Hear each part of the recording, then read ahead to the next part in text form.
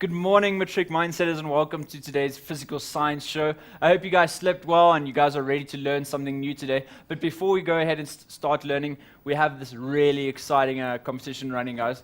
And if you haven't watched any of the shows earlier this week, then this will be the first time you're hearing about it. And we're giving away a car. So guys, all you have to do is be part of the Be a Bright Spark competition, and you could walk away with a brand new Chevrolet Spark L.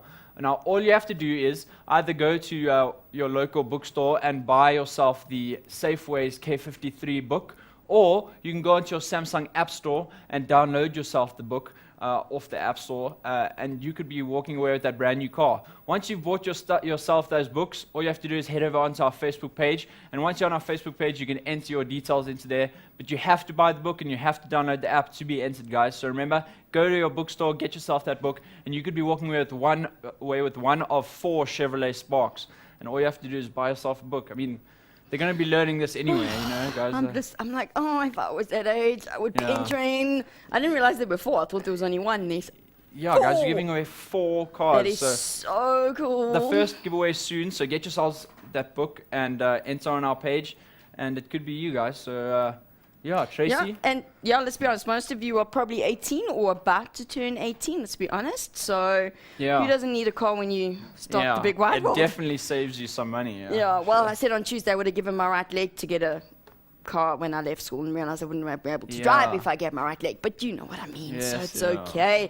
But should we get going? Yeah, let's do it. Okay, so guys, what we're going to do today is Tuesday we did paper 1, today we're doing paper 2. So we're looking at chemistry, and I know before the show there was a pre-record, and I think it was on stoichiometry and calculations and all that sort of stuff from grade 11, and I can hear the groans.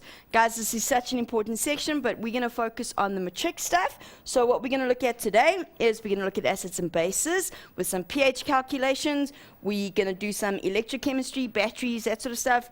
And then a little bit of chemical systems, which is, of course, your fertilizer industry and all of that sort of thing. So you've written your prelims. You've realized how important these sections are. And, in fact, in the Gauteng prelim, the acids and bases question was worth 22 marks out of 150. It's a lot of marks. Okay. So stick with me.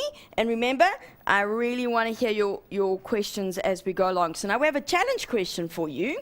And I've done it deliberately there's a lot of reasons why I've put this question in, which I'll explain later on. But this is the question, okay? So you're going to need to take down the details. It says, a solution of sodium carbonate is prepared by dissolving 5,13 grams of the salt, that's the sodium carbonate, in 250 centimeters cubed of water. 25 centimeters cubed of the solution is used to neutralize 36 centimeters cubed of a sulfuric acid solution. Calculate the concentration of the sulfuric acid.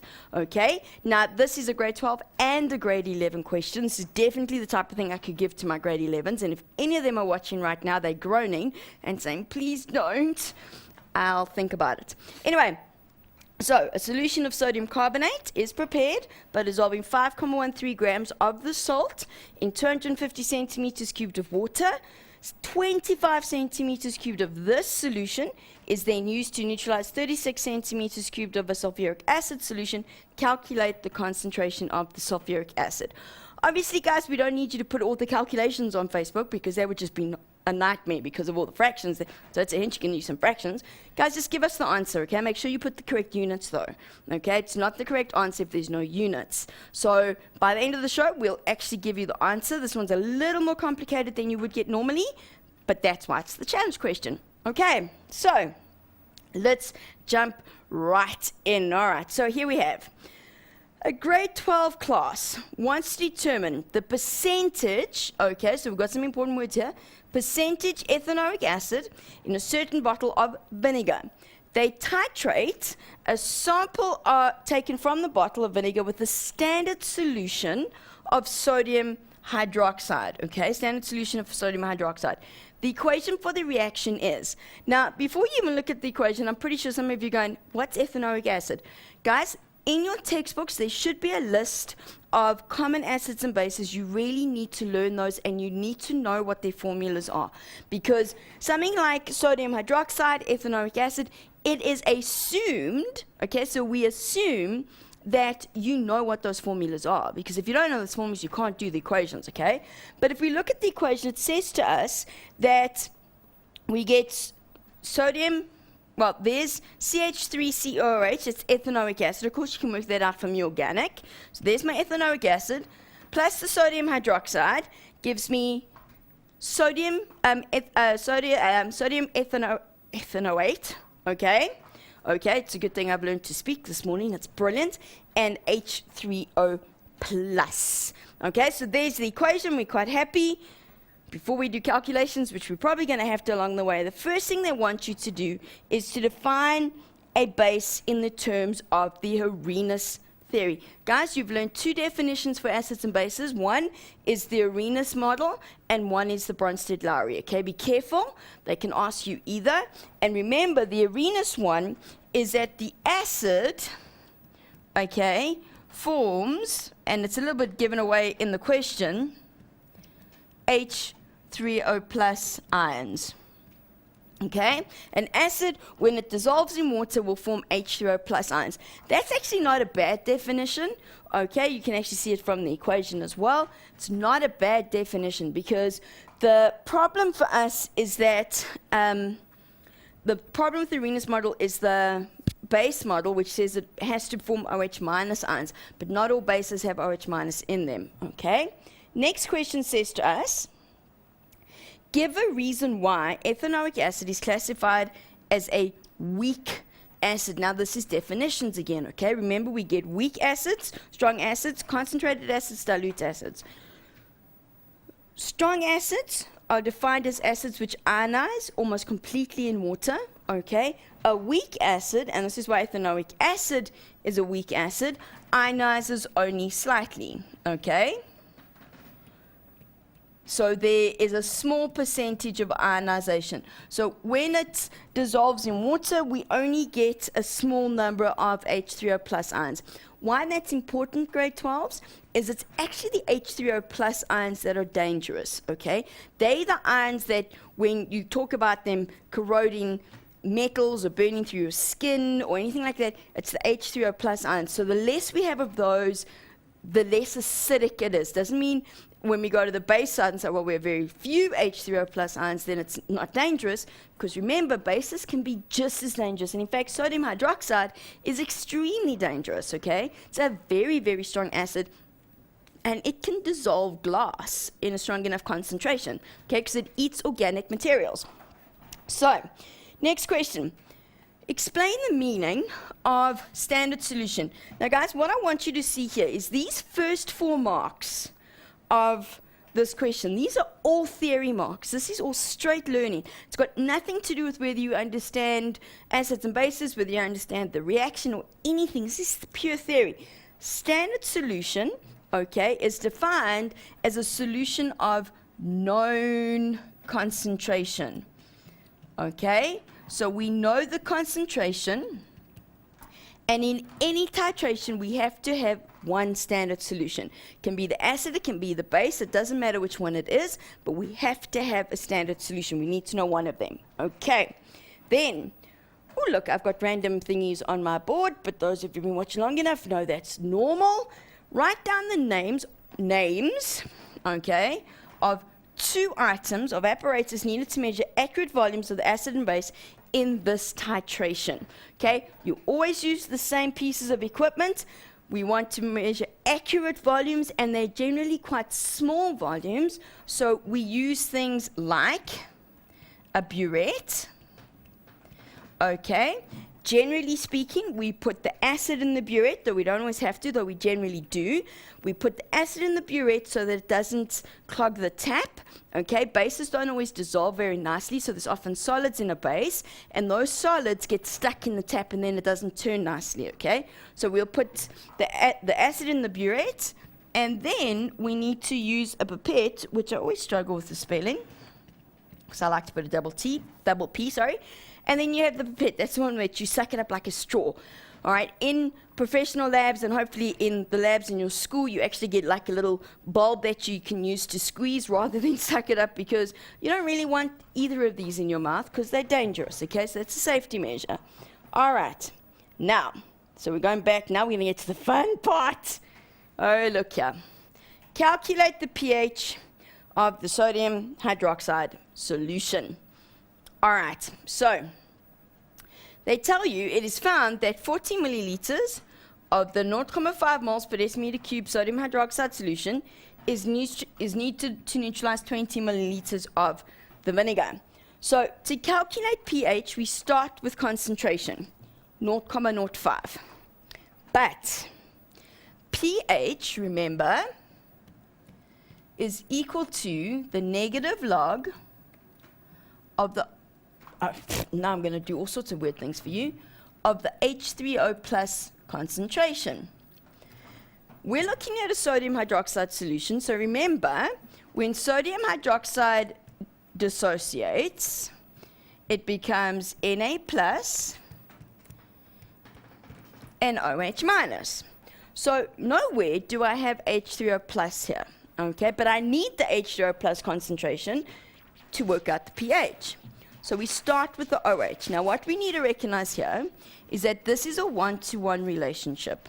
So whatever concentration the sodium hydroxide has, the OH minus will also have. So if the concentration of the sodium hydroxide is 0.5, then the concentration of the OH minus is also 0.5, okay? So we know the sodium, the OH minus's concentration.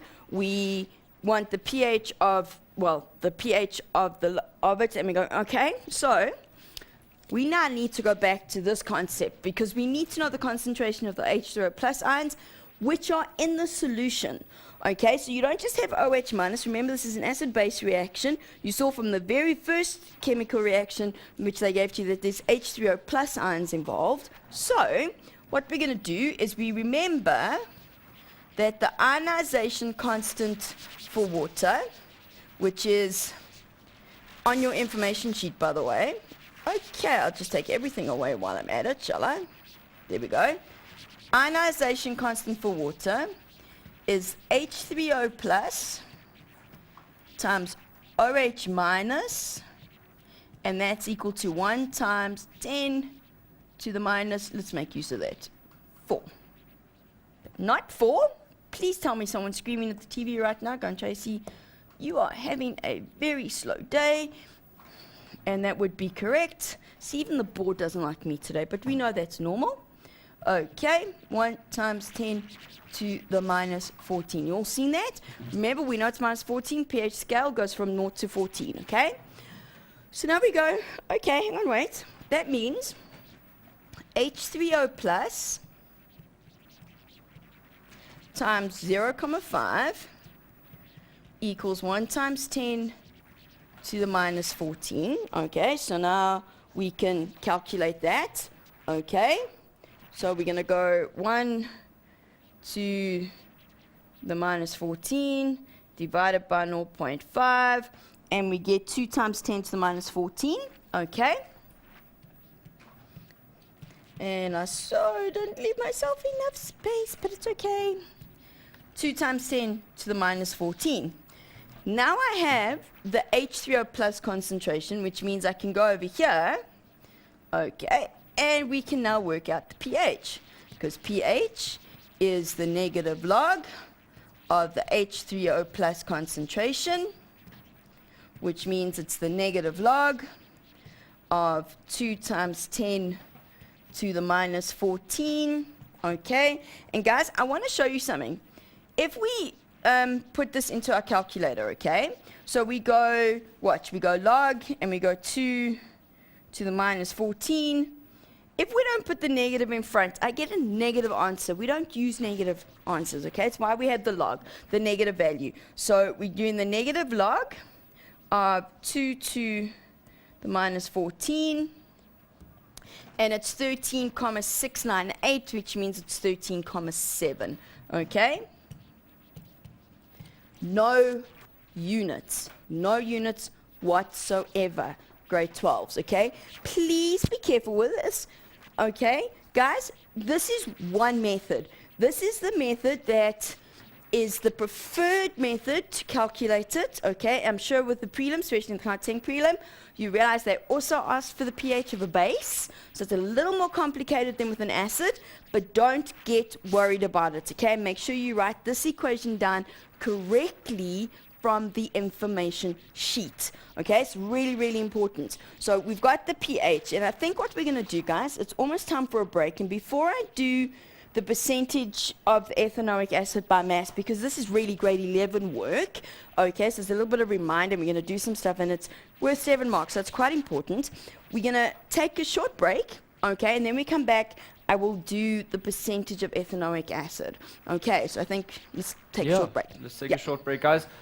Before you go away, remember to go onto our Facebook page. All the notes from today's lesson can be found on our Facebook page. And also go and like the Safeways K53 page, and you could get some driving tips off that page. Just remember, this show is also sponsored by the Departments of Education. But don't go away. We'll be back right after this break.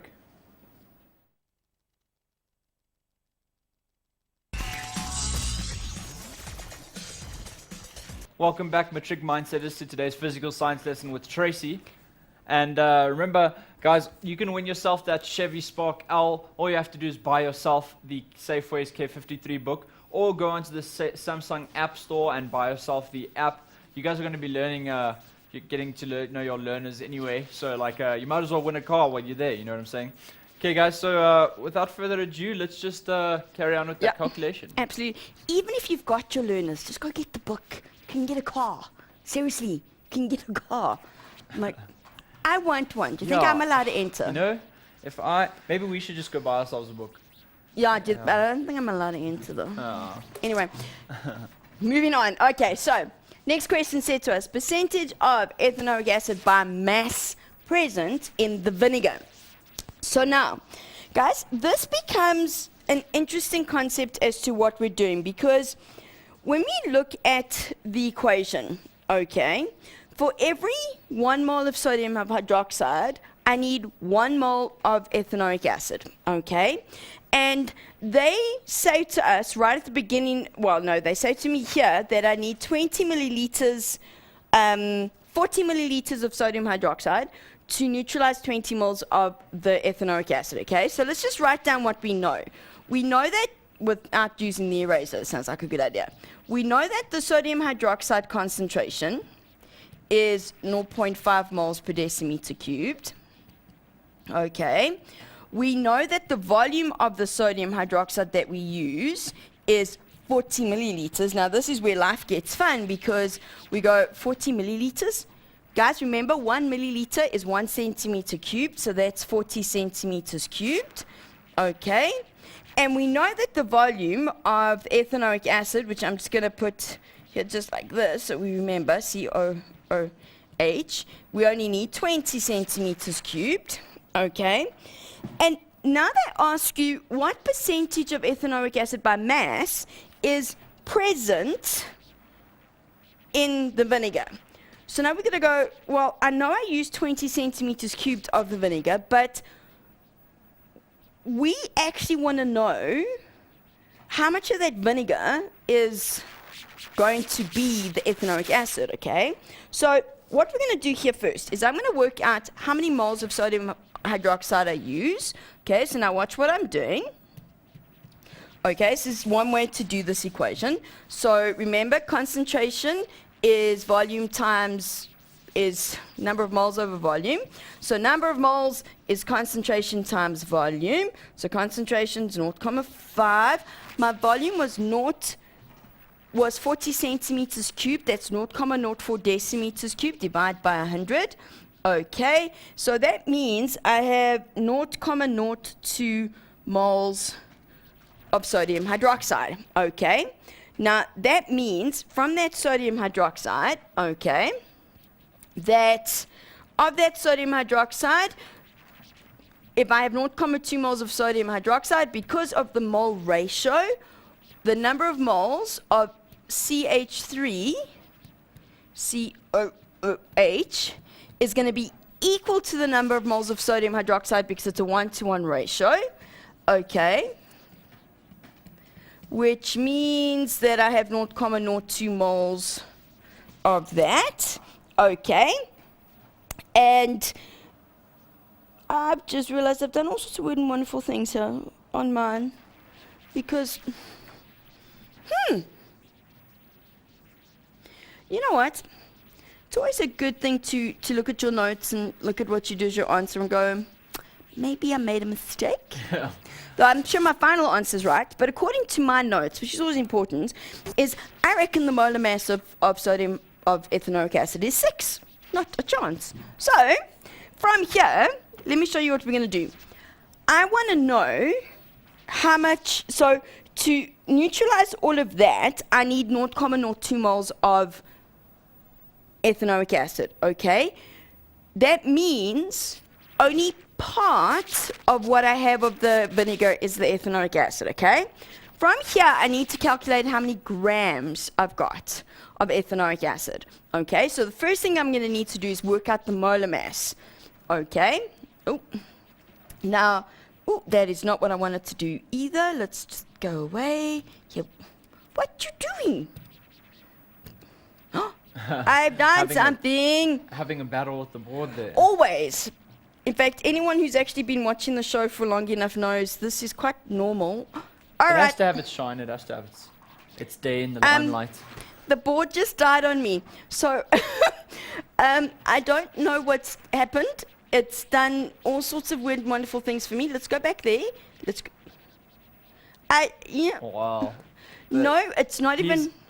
Yeah, no, it's now officially had a moment. So, sorry guys, I think we're going to need to go for an ad break. You know, guys, you know what, these things happen. But guys, before you go away, remember all the notes from today's show is on our Facebook page.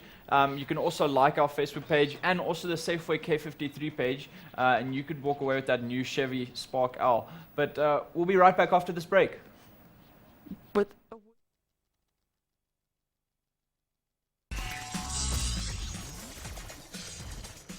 Welcome back, Mindsetters. It looks like we've made it behave now. We've got it. Tracy's worked it out. But guys, before we carry on, remember you just have to get your hands on that Safeway K53 book, and that one of 4 Chevrolet Spark L's could be yours, guys. It's a car. Wow, what I'd do to just win a brand new car. I know. Sure. It'd be nice. Okay, guys. So once you've won that, once you've bought that book, you just keep that receipt that you have from buying that book, and you can enter that competition on our Facebook page. There is a link on our Facebook page to enter that competition. But yeah, guys, without further ado, let's carry on with that calculation. Okay, let's actually finish the question now. But yeah, anyone who's been watching for a while is busy going, yeah, it's normal. Yeah. Guys, I have no idea what I did. You all know the sport hates me. So, back to where I was going. And like I said before the break, I realized in my notes I have the wrong mass for ethanoic acid, so we're going to quickly work that out. Okay, so the mass of ethanoic acid, the molar mass, CH3COOH. Now, I've been doing this for a while, so I know some of these masses off my head. So carbon is 12, plus we have 3 times the oxygens, plus another 12, plus 2 of the oxygens together, which is 32, plus another hydrogen.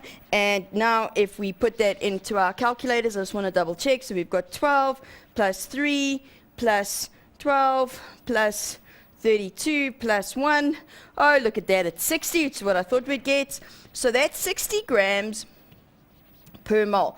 Now you're probably saying, but Tracy, where are you going with this? Well, what I'm actually trying to do is I know how many moles of the ethanoic acid I have, which means now I can actually work out the actual mass of the ethanoic acid that I used. So it's not the full 20 centimeters cubed, okay? So what I'm going to do here is remember that mass is now number of moles times molar mass. So that means I'm going to take 0.02 times by 60, and I get 12 grams. Okay, let's just double check that. Okay, just because we know I'm having one of those technical days. All right, so that gives me not 12 grams, 1.2 grams. I thought so. Okay, 1.2 grams. Now, guys, at the top here, they said to us, assume 1 milliliter of vinegar has a mass of 1 grams. So if I've used 20 milliliters of vinegar, that means I've used 20 grams. But we've just worked out that of that 20 grams, okay, only 1,2 grams is actually the ethanoic acid. So if we want to do the percentage acid, which I'm going to do it this way so I don't have to write it all out, it's going to be the 1,2 divided by 60 times by 100. Okay, so we're going to go 1,2 divided by 60, okay, times by 100, and it gives you 2%. And why did I divide by 60? Some of you saying I don't know.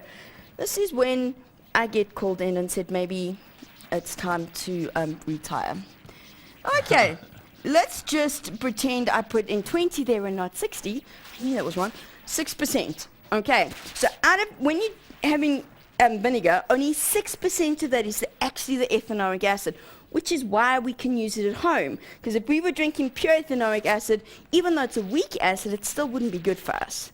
Okay, so just be careful with that one. You guys sort of okay after all of that? My goodness. Yeah, guys, sure. Yeah, Well, anyway. what a question. But Yes. guys, before we go on to the next question, we have some special guests in the building today. Tim from Chevrolet has brought through an interesting video for us to watch on the incline. Let's check it out.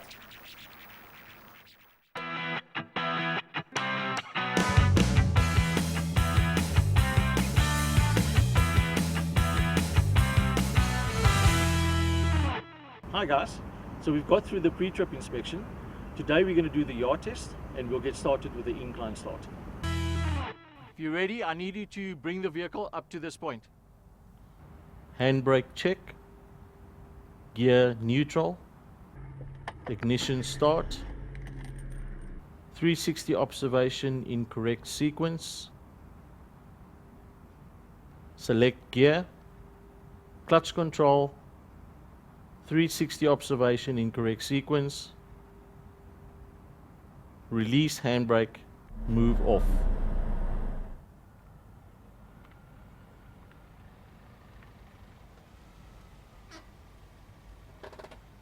Okay, Looney, so make sure that your handbrake is up, your gear is in neutral. With this test, it's important for the vehicle not to roll back. So when you're ready, okay. Handbrake check, gear neutral, 360 observation in correct sequence, select gear, clutch control, 360 observation in correct sequence, release handbrake, move off. Fantastic. Remember guys, with the incline start, very important that your handbrake is in the up position, your gear is in neutral, and when you move off, it's important for the vehicle not to roll back.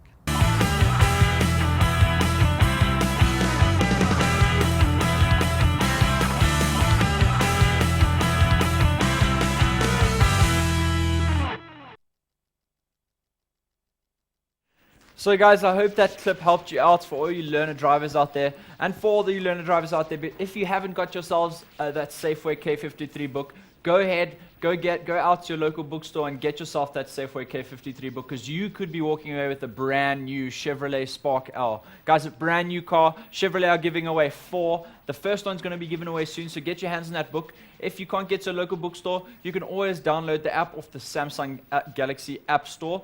And if you get that app, you are entered into the competition only if you go onto our Facebook page. There's a link on our Facebook page that says win a Spark L, and all you have to do is enter your details into that and it could be yours. So guys, if you haven't entered that competition, let's carry on with the show.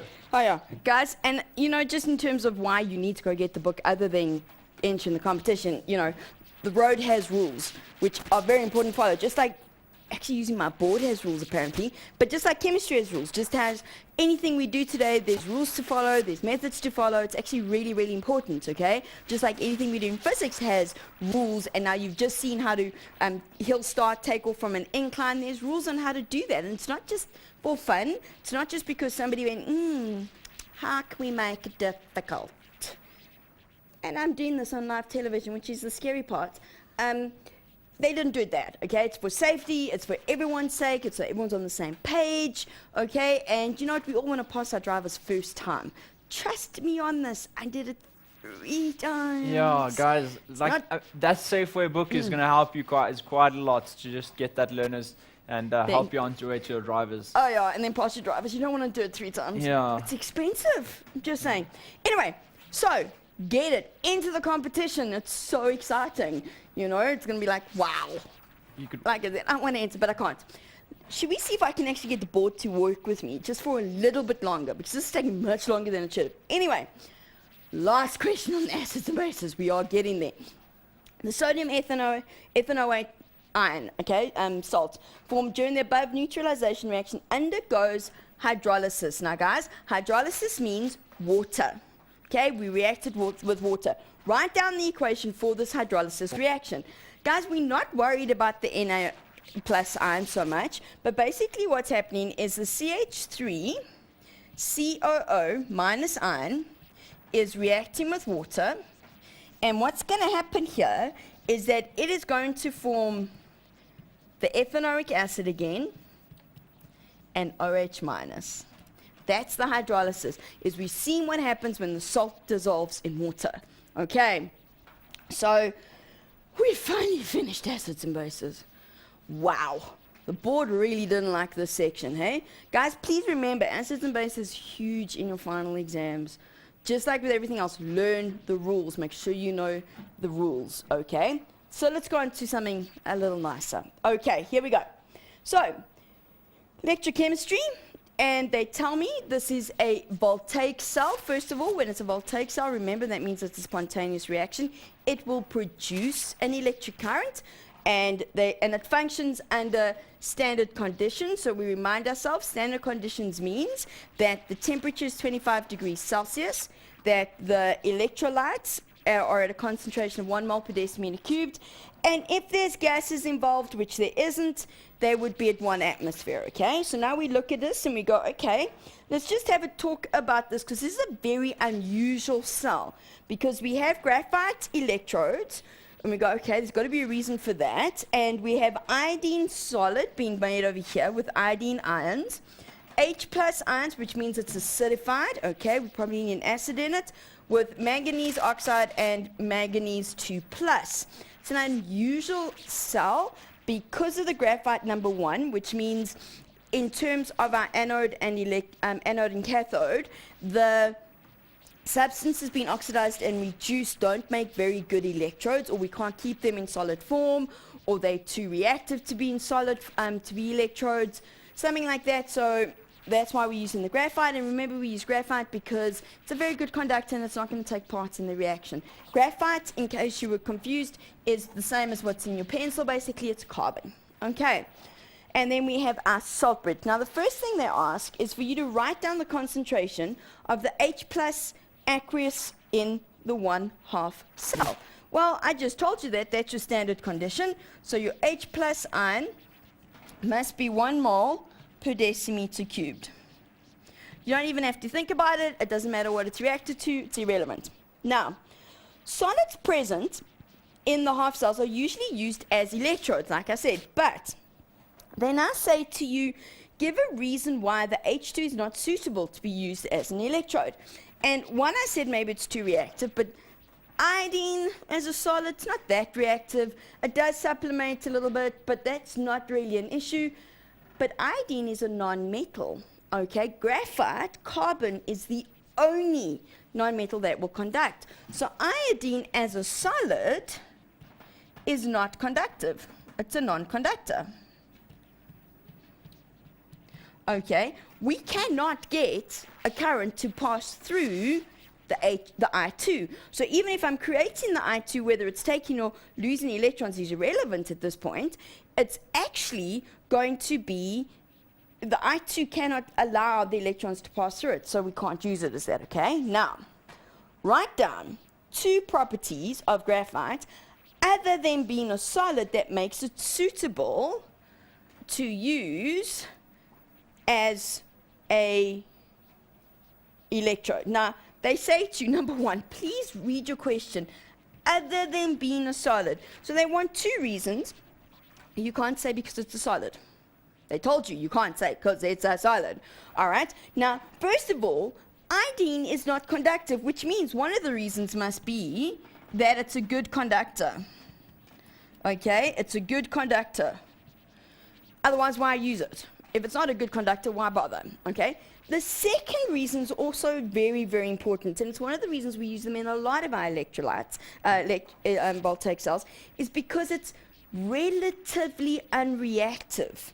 Okay, and I'm saying relatively unreactive because under the right conditions it will react.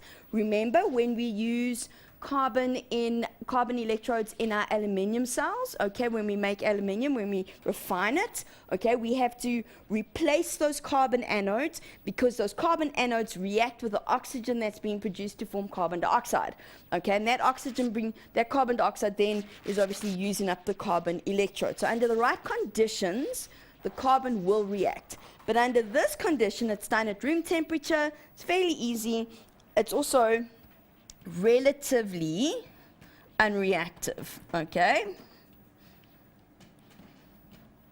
Or inert. Inert's the nice scientific word for it, okay? I'm not even sure you can actually read what I'm writing today, but it's okay.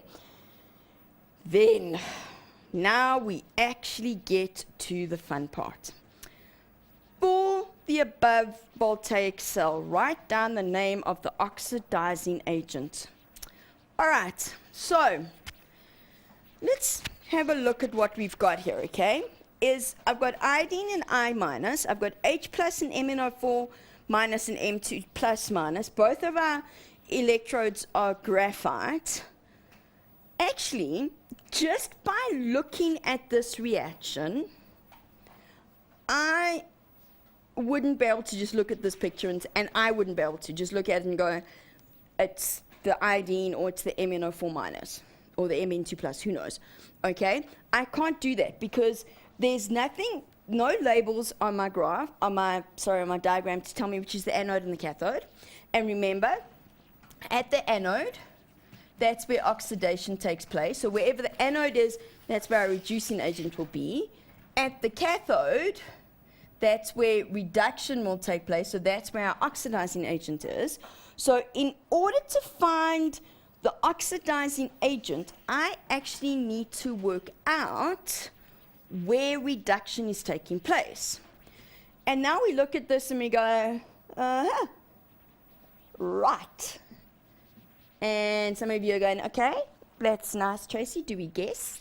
No, that's silly. Okay, if you guessed, you've got I don't know, they put 5 things in there, you've got a 1 in 5 chance of writing it down right. But, what do they say? They say name of the oxidizing agent, so not just writing it down, so you've also got to name it.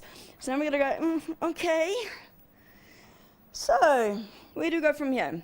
Well, this is where we now go to our redox tables, okay?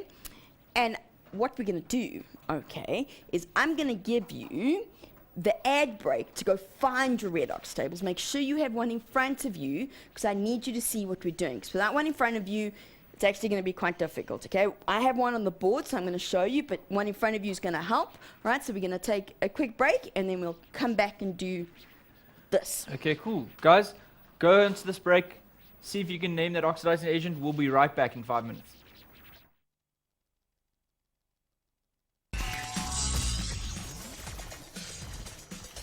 Welcome back, Matric Physical Science Mindsetters. Let's carry on at that lesson, shall we? Let's do that. Okay. Guys, if only you could see what goes on in the ad breaks. Like I was saying to Lloyd, I'm quite grateful. We should maybe make a blooper reel. No. Give you guys No. a little insight. No. No, James. No. That's our director. No. Anyway, so I said name the oxidizing agent. So let's see how you did. So we're going to go to our redox table. Okay.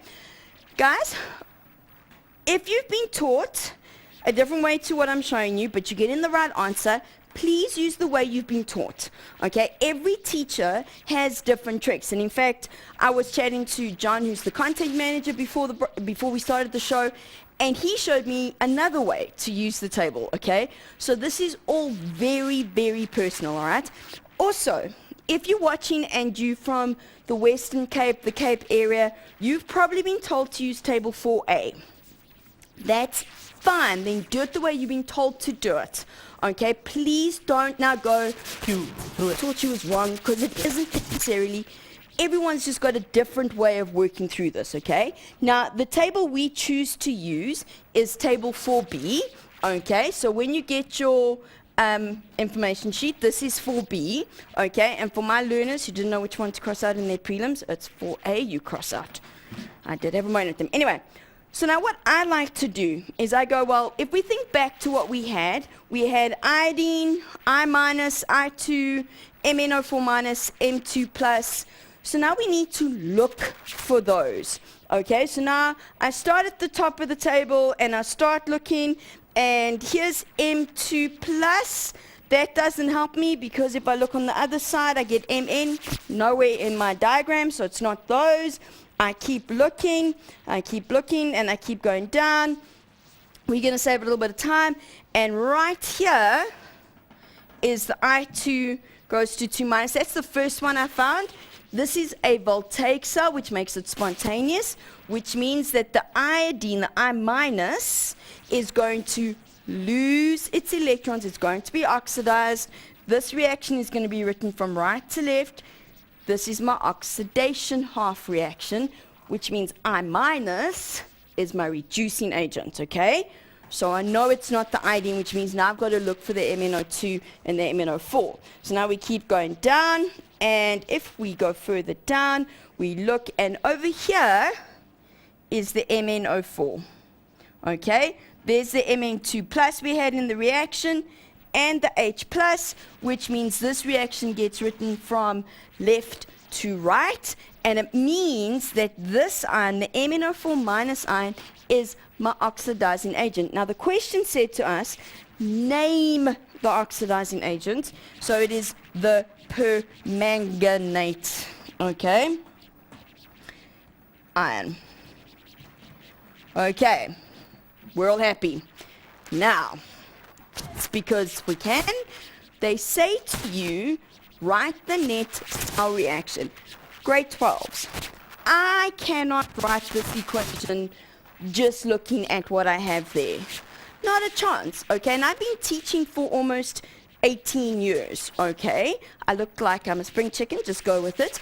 But I actually have been teaching for 18 years. So I've done this lots, and I have never ever seen a cell like this before, okay? So I can't write it without going through all the process. So the first thing we're going to do is let's show you how to get to that cell reaction. So we look here and we go, let's start with the iodine. So it's iodine, so we're going to start with the I minus, okay? So we're going to write, so this becomes 2I minus, which goes to I2 plus 2 electrons. The MnO4 plus, so now I've got to remember how, now I've got to actually remember how all of this goes. So it's MnO4 minus, MnO4 minus, plus 8H plus 5 electrons, okay, which then goes to Mn2 plus 4 waters, okay? Now, first of all, this question didn't actually ask you to write down the oxidation half reaction and the reduction half reaction. If they did, if you go and write this with the double arrow, because if you look at our table, they all have the double arrows in, okay? You get naught, okay? Because once we've written it down as an oxidation half reaction or a reduction half reaction, okay, it is only going in one direction, which means you can only write it as a one-way arrow. Please be careful with that.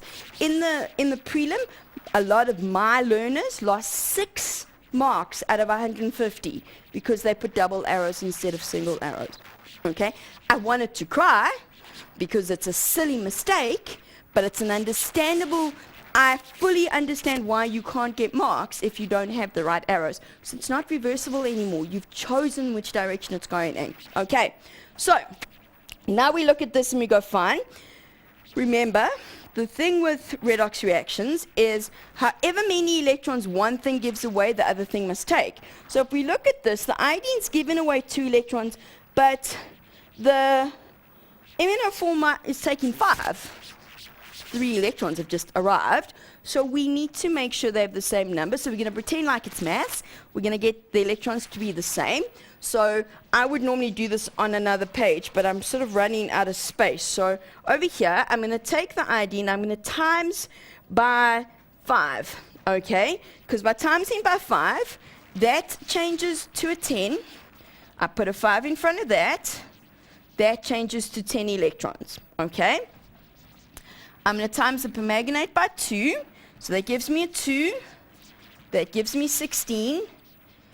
10 electrons. Then I have 2 Mn2 plus 8 waters. Okay, why have I done this? Because the electrons cancel out. And when I write this as my final equation, okay, I've got 10 I minus plus 2 MnO4 minus, okay, plus 8. I did times by 2, 16. I apologize. I'm doing all sorts of weird and wonderful things. Got to be able to write it out properly. Minus plus 16H plus, which then gave me the 5I2 plus the 2Mn2 plus the 8H2O. Now, if you didn't quite get the whole thing with the timesing by 5 and timesing by 2, don't stress too much about it. It's only worth 1 mark, okay? What they're interested in is, did you realize that the iodine goes to I2? Do you have the MnO4 minus and the H plus on the right side? Do you have the reactants and products on the right side? Okay, which is why you needed to get the first question right. Okay, from here, now life gets fun, because now they want to know the cell notation, okay? So the cell notation is always written anode to cathode. Anode is where the iodine is. So remember, in the anode, you have carbon solid with I minus, which is an aqueous solution, okay, which is becoming I2 solid, okay. Then we have our sulfur. Then what's happening is the Mn2 plus, okay, MnO4 minus, I apologize, okay, plus the H plus, because that's part of it, okay, it's part of the reaction, okay, and those are both aqueous, all right, is then becoming Mn2 plus, which is also aqueous, with my carbon solid. Okay, so when we write down the cell notation, it's a good way for us to see anode to cathode. It's always written anode. The only exception is when we have a hydrogen half cell. Go look at the hydrogen half cell. The hydrogen half cell is always written on the left. Okay, it's always written as the anode. Okay, even if it's not, especially if it's a non-spontaneous reaction, always written left anode to cathode. And we make sure that if we have to add in a solid to help with our electrodes, we put them in. Okay, all right, so, now look, calculate the potential. So we need the redox table for this. Remember, you have 3 equations for calculating potential on your information sheet. You can use any one, but you may not abbreviate them. Okay, so you may not write your abbreviations. You have to write them out properly. So if we're going to do, and I always use the first one, so we're going to use the cell, that's actually theta, and that's of the anode. So we're going to take, cathode first, Tracy. So E cell of the cathode, you may not write cat, minus the E cell of the anode. Okay, so now we go back to our redox table, and we go, well, that's my oxidation reaction. That makes this the anode, and it makes this the cathode. Please, just because I'm writing this reaction from right to left doesn't mean that I make that a negative 0.54. We never ever change these values, ever. Okay? They stay whatever they are no matter what we do to the reaction. It doesn't matter that in order to balance the reaction I have to times 1 by 5 and the other by 2. Irrelevant. Okay? These stay as they are. We can only calculate cell potential if it is done in standard conditions. Okay? If it's not at standard conditions, then we can't calculate it. So now we know the cathode is 1,51, the anode is 0,54. So this is 1,51 minus 0,54, and we get 0,97. So, you know what? In terms of making this into a cell that we could use every day, not a good idea.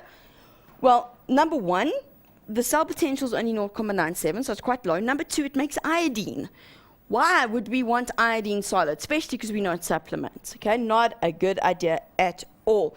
Now, how will the reading on the voltmeter be affected if the concentration of, and that should be the concentration of the ions, decreases? Sorry, I didn't check this properly, it's my fault. Of the ions decreases.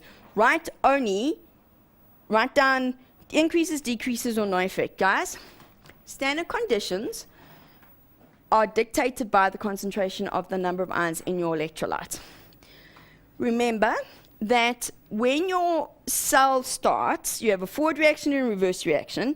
The forward reaction starts to proceed, the reverse reaction starts happening, eventually we get to an equilibrium, and then we get to 0. That's when it's flat, okay? Now, the less stuff we start with, so if we decrease the concentration, there's less potential difference between the two, and the reaction will take place slower, okay? Which then means that if I decrease the potential, the concentration of any of the ions, even if it's just on one side, the voltmeter reading will decrease, okay? There are no exceptions to that, guys. All right, so just be careful with that. Please go and also learn how the cell works in terms of reaching the 0 potential when it runs flat. It's not when all the things are used up, it's when it reaches equilibrium, that sort of thing. One of the things they asked a couple of years ago, just to add in here, is they said in one of the questions, what would happen to the voltmeter reading if we increased the size of the electrode? And you sort of go, well, I'm increasing the size of the electrode, we're adding more stuff in, it's got to increase. Not at all. Remember, we've never considered when we look at the cell, the standard conditions of a cell, we don't consider the size of the electrode, okay? So by changing the size of the electrode, the mass, the volume, whatever the case may be, we're not actually changing the voltage. We will change how long the battery will last for. So if we have bigger electrodes, there's more stuff to be used, but we're not actually affecting the potential difference between the two sides, okay? So be careful with that. By changing the size of the electrode, we change how long it lasts. So when you look about commercial cells and stuff and they talk, well, it lasts longer, it just simply means they've changed something about the size of the electrode, okay? And in commercial cells, they don't use standard conditions. Please remember that. Okay, they're not standard conditions, otherwise they wouldn't get exactly 1,5 volts. If you go and look on your redox table, there's very few that you can look at and get, okay, I'd get 1,5 volts exactly. They change the concentration of the electrolytes. Okay, so I think, Lloyd, we're going to take a short break. Okay. And then we're going to smack chemical systems.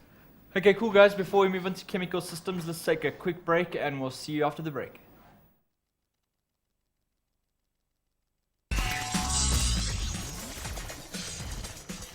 Welcome back, Mindsetters, to today's physical science lesson.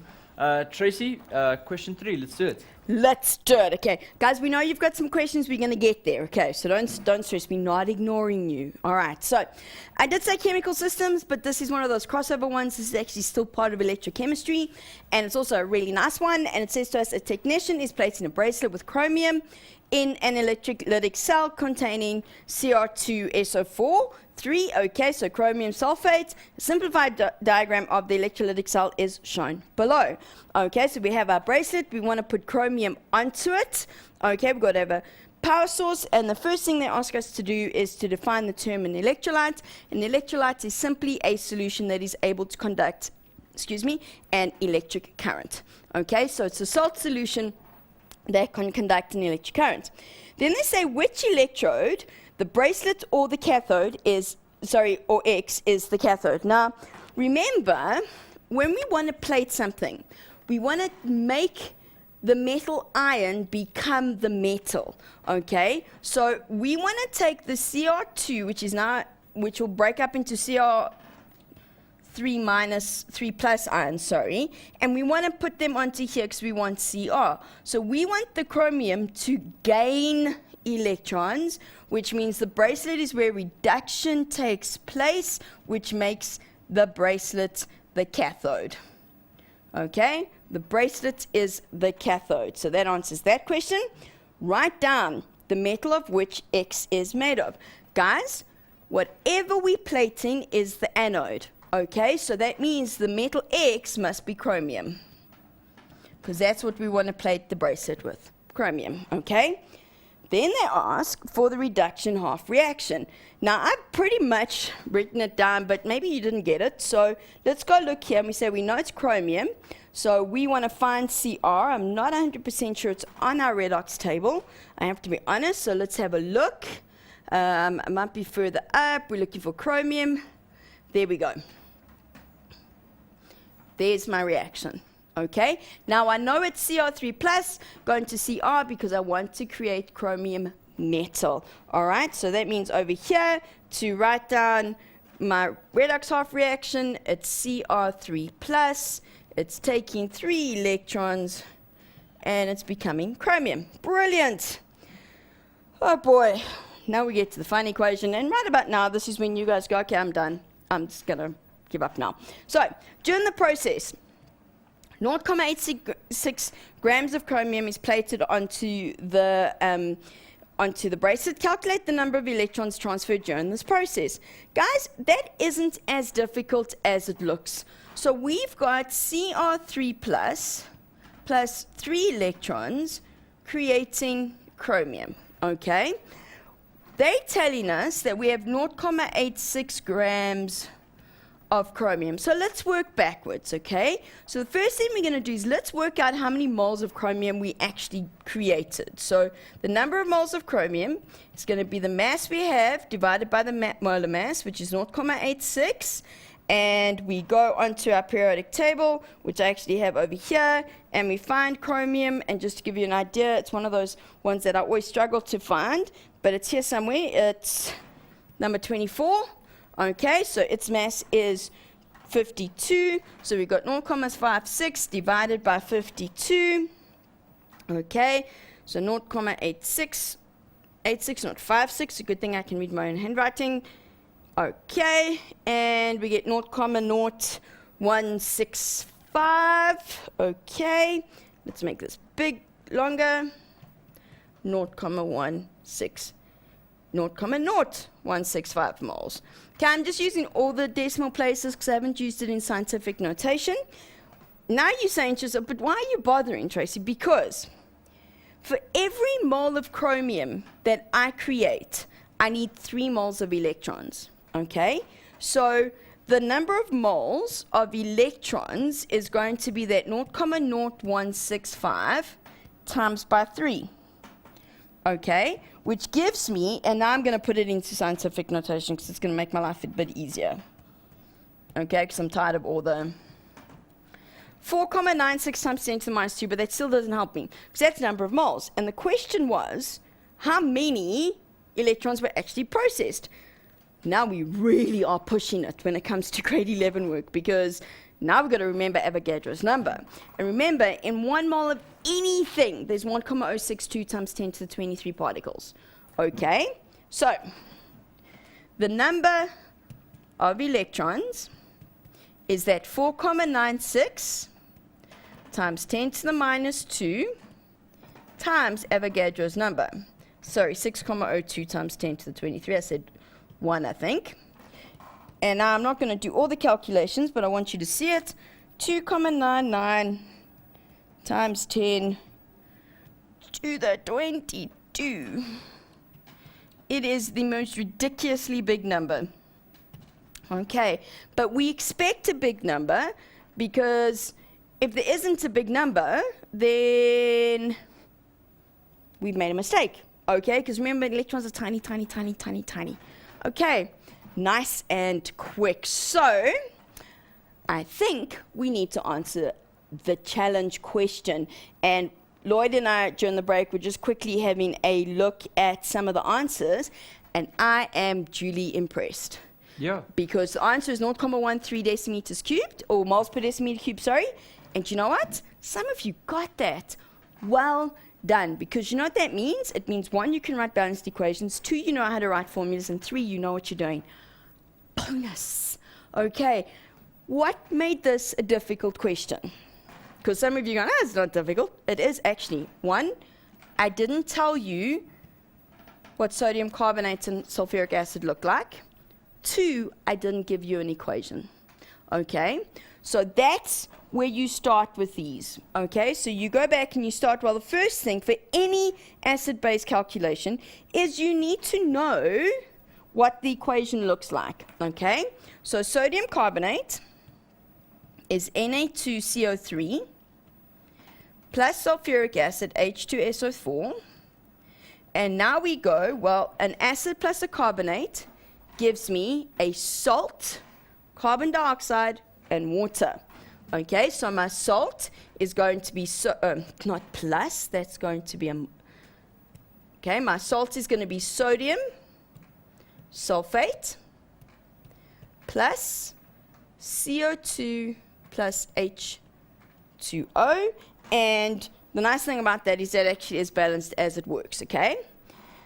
Now they said to us, and I'm going to write it down here, they said to us that we have 5.13 grams of the sodium carbonate dissolved in 250 centimeters cubed.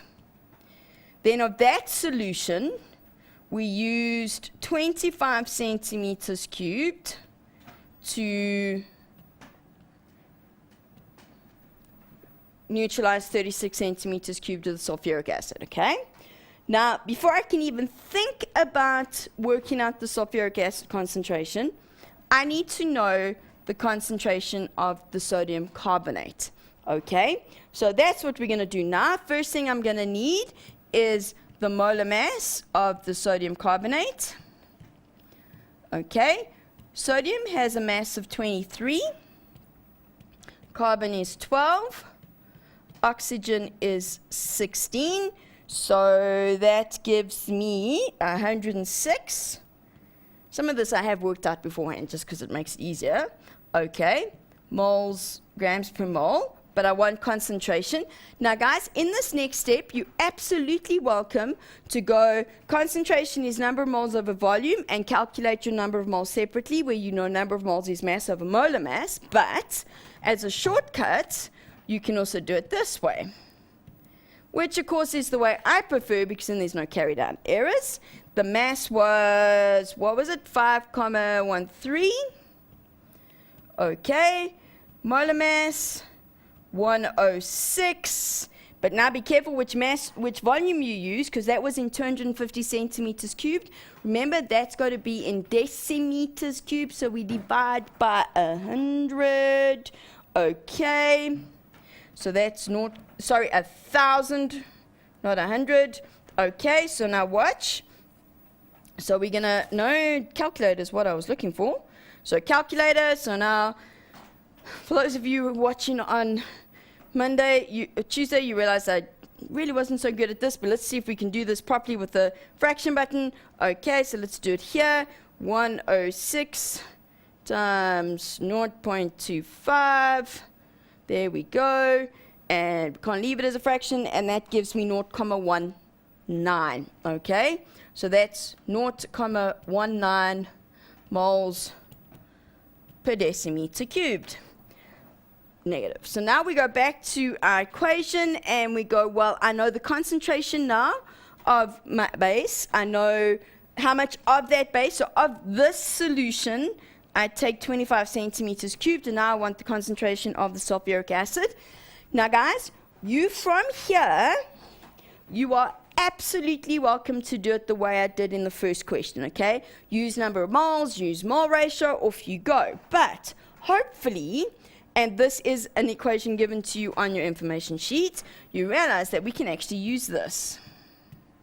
Number of moles of acid over number of moles of base is concentration of acid times volume divided by concentration of base times volume, okay? This number of moles Na over Nb comes from the balanced chemical equation. So we go back here and we look at this and we go, well, the acid and the base react together in a 1-to-1 relationship. So that means this is 1 over 1.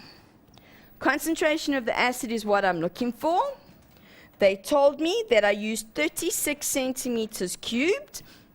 This is actually why I like this equation, because I don't have to change the volume. So I don't have to change it to decimeters cubed. If you want to, please go ahead. But because both my volumes, okay, and we worked out this 1,9, are in centimeters cubed, the units cancel out. Grade 9s, my goodness, grade 12s. Okay, so the units cancel out, we can just ignore them. All right, now it's a manipulation thing, so I'm just going to show you, because I know some of you struggle a little bit with the maths, which is fine. All right, just take your time. All right, so there we go. Divided by 0.36, and once again, we'll show you that I can use this function. Okay, so over here we've got 1 times 0.19 times, why do you think I went and made it 0.35? Because it's not. Who knows? I'm hoping somebody was shouting at the TV saying, Tracy, it's time to go home now. You're making silly mistakes. Because it's true. Okay, it's been a long morning. And I know some of you have worked really hard. So now we've got time divided by 36. There we go. And look at that, 0.13. Okay, so this is 0.13 moles per decimeter cubed. Okay, so for those of you who got it right, I am so impressed, okay, because being able to write formulas, being able to write your balanced equations, being able to know what your acid plus your base gives you at the end is very, very important. It's what we call incidental learning, so sometimes they're going to ask it to you directly, sometimes they're not, okay, and remember, with this equation, essentially, you can get some marks for getting the concentration of the base, but so you can get that separately, but if you can't write this balanced equation, you can't do this question. Okay, and that becomes a real issue. Okay, so be careful there. And on that note, Lloyd, we found some acid and base questions during the break. Should we go through a couple of those quickly? Let's just carry on. I think there's more coming through. All right, so, well, I can go into the last question because we had question 4. I'm not sure we'll get through all of it, but we'll try. Okay. So, sulfuric acid is used, amongst others, in the manufacturing of fertilizers. The flow diagram shows how fertilizer D can be prepared using sulfuric acid as one of the reactants. Okay, flow diagrams. So important. So important. I'm not even going to look at the questions right now. We're going to go through what this is telling me. First of all, I'm starting with sulfur and oxygen. I'm making sulfuric acid, which means this whole process here, guys, is the contact process. That's the contact process, okay? Contact process means that sulfur plus oxygen, step 1, gives me sulfur dioxide. Then I take the sulfur dioxide, I add oxygen to it, gives me sulfur trioxide, okay? From there, I now add the sulfur trioxide to sulfuric acid, and it gives me pyrosulfurous acid, which is H2S2O7. That creates the sulfuric acid. I then add ammonia to it, and that gives me fertilizer D, which is ammonium sulfate. Okay. Now, some of you are going, Tracy, how do you know this? You learn grade 12s, okay? There is absolutely no way around this one, okay? You are going to get an industrial process. Contact, Harbour, Oswald, okay? You are going to get it. Except for ammonia, Contact and Oswald have several steps to them, okay? Like this. You must know them, okay? There is no way that you can just say, I'll work it out, because sometimes the question gives you enough information to work it out. Sometimes it doesn't, okay? Because here, they said sulfur oxygen gives me sulfuric acid. I need to know what all the products in the different steps are, okay? So you need to practice writing it out. And what I suggest is you get the steps, learn them like a parrot. Learn them, close your book, write the steps out. If you get it wrong, go through them again, close your book, write them out, okay?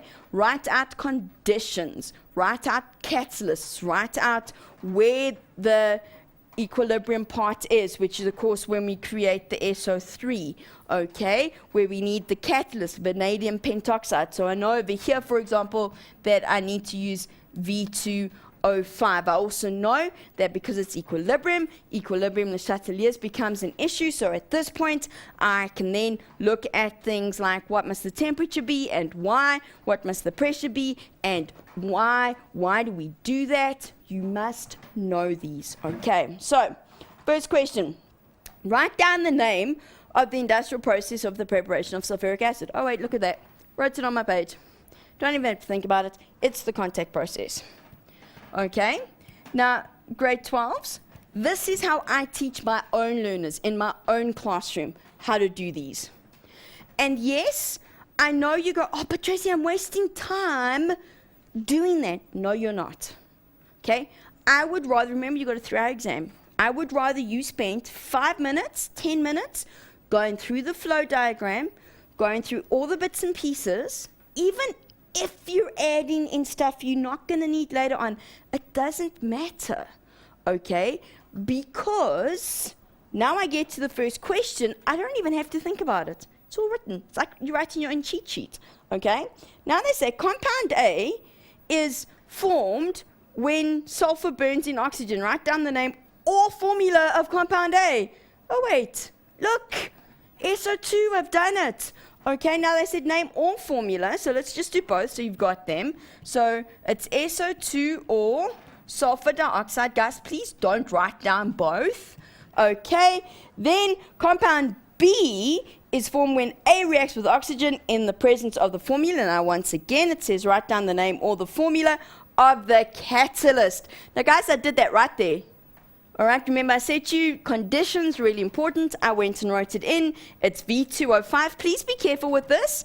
This was a question in the Gauteng prelim, and a lot of mine didn't get it right because they wrote the name wrong down. It's vanadium. I should actually spell it right. It's a good thing I can spell. So it's V2O5, and that's vanadium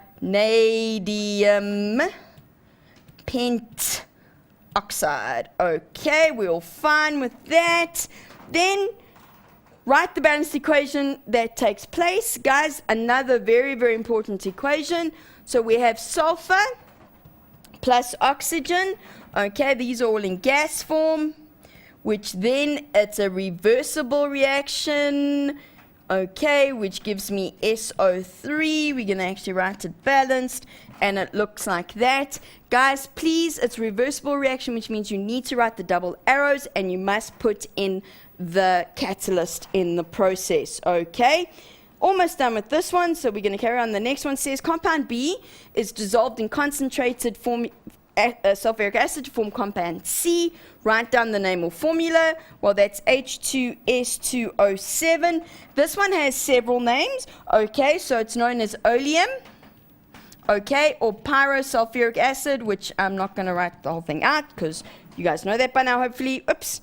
Then why is compound B not dissolved in water?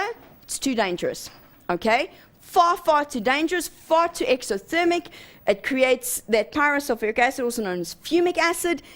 Very, very dangerous, okay? And then write down the formula of the fertilizer, which we did, ammonium sulfate, and then heaven forbid, because you've never seen these before, inorganic fertilizers are soluble. They can result in eutrophication if they are washed into rivers. You see this often. Write down one negative impact of eutrophication on the economy of the country. Guys, be careful here. You can't just say pollutes water, pollutes water supplies, therefore it kills fish, fishing industry dies.